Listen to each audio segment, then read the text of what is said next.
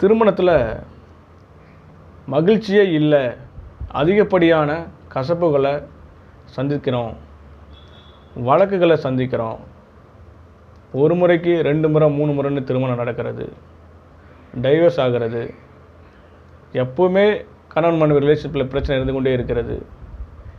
இப்படியெல்லாம் யாருக்கு இருக்கும் ஏற்படும் அப்படின்னா, உங்கள் பிறந்தகால ஜாதகத்தில் லக்னத்துக்கு 7ஆம் இடம் என்று சொல்லக்கூடிய இடத்துல ராகு கேது இருந்தாலோ, அந்த 7ஆம் அதிபதியோட ராகு கேது இருந்தாலோ, சந்திரன் சுக்கிரன் செவ்வாய் இந்த கிரகங்களோட ராகு கேதுக்கள் இணைந்திருந்தாலோ,